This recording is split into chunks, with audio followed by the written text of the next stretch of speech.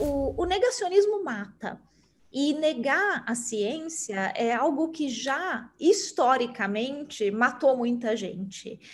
E daí o nosso intuito, então, com o livro, foi avaliar quais são os mecanismos do negacionismo, tanto da ciência como o negacionismo histórico. A gente tem um capítulo que fala especificamente do negacionismo do Holocausto e que usa também os mesmos mecanismos do negacionismo científico, que é simplesmente negar a realidade, negar fatos bem estabelecidos, sejam esses fatos científicos ou históricos, por uma agenda, por uma ideologia que pode ser política, pode ser financeira, pode ser conspiratória, mas que nega aquela realidade, aqueles fatos que estão diante do nariz, porque lidar com esses fatos, aceitar esses fatos, implicaria uma mudança de comportamento que os negacionistas não querem. Então, negar, por exemplo, que o aquecimento global é real e é causado pelo homem, implica que eu não preciso fazer nada. Se eu aceito esse fato, se eu aceito que o aquecimento global é real e é causado pelo homem, eu preciso agir, certo? Eu não posso cruzar os braços. Eu vou ter que, se eu sou um gestor público, eu tenho que formular políticas públicas de acordo para minimizar os impactos da ação humana sobre o aquecimento global. Se eu sou um cidadão, não sou um gestor, eu tenho que pensar em como eu posso me comportar, como que eu mudo meu comportamento para assimilar que eu também tenho um papel na diminuição do impacto do aquecimento global. Então, é mais fácil negar. Então, primeiro, lembrar que a ciência é um método, a ciência não é um dogma, ela não é uma verdade absoluta, ela é um método, é um processo investigativo. E esse processo investigativo nos permite chegar o mais próximo possível da realidade, dentro de um determinado contexto histórico, com as melhores ferramentas que a gente tem na mão naquele momento. Então, o contexto histórico pode mudar, as ferramentas podem ser melhoradas, e a gente precisa, dentro dessa atitude científica, ter a capacidade de mudar de ideia diante de novas evidências ou da crítica dos nossos pares. Então, o que acontece quando alguém não tem essa capacidade de mudar de ideia diante de novas evidências? É o que a gente viu aí com os defensores da cloroquina, desses medicamentos que não têm comprovação. Nada faz com que eles mudem de ideia. Eles têm um dogma, eles não têm uma atitude científica, eles não estão dispostos a analisar novas evidências, que são todos os ensaios clínicos que mostraram que, olha, infelizmente esse medicamento não funciona para a Covid-19. A gente está aqui, olha, tem um monte de ensaios clínicos que foram feitos com melhor rigor metodológico e que mostraram que não funciona. E eles ignoram... Todo mundo queria que funcionasse, né, Natália? Seria tão bom, né? Quem dera funcionasse. É claro, se a gente tivesse um medicamento que já existe no mercado, já está aprovado, já é conhecido e que funcionasse para a Covid-19, poxa, quem é que ia ser louco de não querer isso? Mas a gente não pode viver numa ilusão. A gente não tem esse medicamento ainda. E a cloroquina não é esse medicamento. Então, ter essa atitude científica é que separa o que é opinião de ciência. Como você falou, partindo do pressuposto de que grande parte da humanidade tem uma fé, a ciência não pode antagonizar a fé de ninguém, e nem a fé das pessoas deve antagonizar a ciência. Então, acho que é importante que exista uma conversa para que as pessoas entendam que elas não são fé e ciência mutuamente excludentes, ou você é cientista ou você tem fé.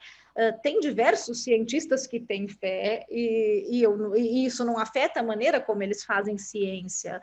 E tem diversos cientistas que não têm fé, e isso também não afeta a maneira como eles fazem ciência ou a conduta moral deles.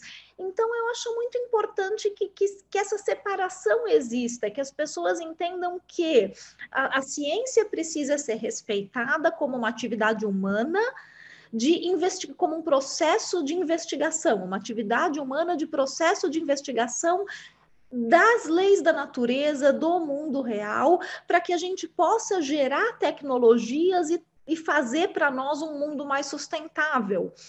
Então, eu acho que isso precisa ser respeitado pelas religiões e, ao mesmo tempo, a ciência precisa respeitar que as pessoas tenham fé e que essa fé não antagoniza esse processo de investigação da realidade, ou não deveria antagonizar. Infelizmente, a gente sabe que, em alguns casos específicos, essa fé, essa religião acaba antagonizando a ciência. E isso é muito ruim para as duas coisas, acho que para os dois lados. Então, acho que é importante aprender a deixar as coisas realmente em recipientes separados, porque elas estão em recipientes separados, elas não são concorrentes. Você não precisa ou acreditar em Deus ou em Darwin, né? Não é uma questão de fazer uma escolha. Tem muitos cientistas que têm a sua fé pessoal e trabalham com biologia evolutiva. A comunicação dos negacionistas, ela é baseada em dogma. Ela é baseada em certezas. Eles têm certeza que a cloroquina funciona. Eles têm certeza que vacina vai te transformar num jacaré. São certezas muito fortes. A ciência não trabalha com certeza. A ciência trabalha com incerteza. E essas incertezas, elas são difíceis de comunicar, porque elas não são confortáveis. Porque é muito mais confortável a certeza, né? Você falar que você não é assim. Se você tomar vacina, você vira jacaré, então não tome vacina.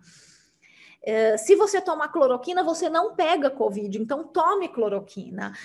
E daí alguém que vai te explicar, olha, a gente trabalha com evidências, até agora a gente achava que não era necessário o uso de máscaras, mas agora a gente viu que sim, porque acumularam-se evidências que mostram que é uma doença realmente respiratória, que passa de pessoa para pessoa, então o uso de máscaras é importante.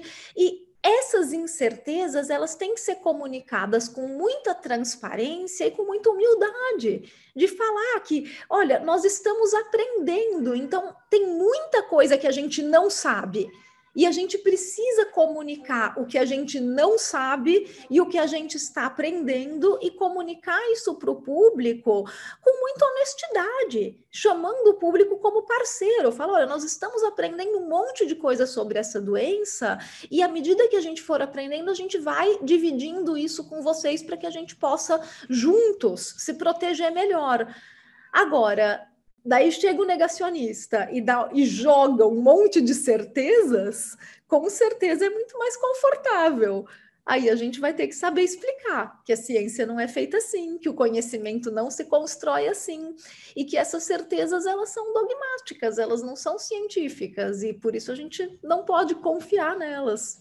Eu acho que depois de quase 2 anos, né, de pandemia, a gente está caminhando para o final. E a gente está caminhando para o final graças às descobertas da ciência, que nos trouxeram vacinas, que, claro, existe um problema de desigualdade no mundo, e infelizmente não é o mundo inteiro que tem acesso a essas vacinas, e acho que isso vai atrasar a gente conseguir realmente resolver a pandemia globalmente, porque tem muitos países que ainda não têm acesso. Se a gente reclama do Brasil, mas o Brasil, depois que realmente recebeu as vacinas, que se resolveu o problema da compra de vacinas, o Brasil vai muito bem na campanha de vacinação, porque a gente sabe vacinar, o Brasil é bom de vacina. Então, a gente está vacinando rápido e está vacinando bem. Agora, tem países que não conseguem cumprir a meta de vacinação, como aqui nos Estados Unidos, e daí é por causa de negacionismo mesmo, é porque existe uma parcela da população americana, assim como uma parcela da população europeia, que apesar de ter vacinas em abundância, escolhe não se vacinar, porque acreditou num movimento negacionista de vacinas, um movimento que nega a importância e a segurança de vacinas. Então, infelizmente, tem pessoas que realmente escolhem não se vacinar e com isso elas atrasam a resolução da pandemia, e tem países que não têm acesso a uma quantidade razoável de vacinas que seria necessária para vacinar sua população. Então, a pandemia, eu acho que ela está caminhando para se resolver, mas a gente vai ter esses obstáculos principalmente sociais, para que realmente ela se resolva. E é capaz que em muitas partes do mundo ela se torne endêmica até por um problema social de não conseguir vacinar rapidamente a população. Mas a gente está vendo uma diminuição. Acho que no Brasil, principalmente, a gente vê a curva caindo, a curva de óbitos, a curva de hospitalizações. E nos Estados Unidos a gente vê também a curva de óbitos, hospitalizações e de casos, que aqui tem mais testagem, então dá para a gente ver a diminuição de casos também, apesar de em alguns estados a gente saber que existe uma resistência muito forte antivacinas. Eu abordo também muito no capítulo do livro sobre vacinas, sobre negacionismo de vacinas, de que o negacionismo ele não é um sentimento que nasce no vácuo. As pessoas não escolhem de repente, ai, não gosto de vacina. Isso é construído e geralmente é construído e nasce a partir de uma desconfiança nas instituições. Quando as instituições justamente não comunicam de uma forma transparente, de uma forma honesta, a gente fica com a pulga atrás do olho, pô, estão querendo me esconder alguma coisa. E nesse tão querendo me esconder alguma coisa, se realmente estavam escondendo alguma coisa, aí ferrou. Porque daí você realmente constrói essa desconfiança na sociedade e isso cresce. E essa desconfiança vai ser justamente o que os promotores do negacionismo vão usar para predar essas pessoas. Os promotores do negacionismo, eles geralmente não estão nem aí se vacina é boa ou ruim. O que eles querem é vender produtos naturais. Olha aqui, você não precisa de vacinas. Compra aqui o meu livro que ensina a ter uma vida saudável sem vacinação. Compra aqui esse meu suplemento que se você tomar essas vitaminas, o seu corpo já vai ficar imunizado contra qualquer doença e você não precisa dessas vacinas aí cheias de químicos. Então, não existe um negacionismo inocente. Existem setores econômicos que lucram com o negacionismo, que lucram com o negacionismo climático, que lucram com o negacionismo de vacinas, que lucravam com o negacionismo de tabaco, causa câncer. Então, esse negacionismo ele é geralmente promovido por grupos de interesse que podem ser de interesse financeiro, geralmente tem, ou ideológico conspiratório mesmo. E tem as vítimas desse movimento, que são as pessoas que realmente acabam acreditando nesse movimento. Por quê? Porque existe essa desconfiança das instituições.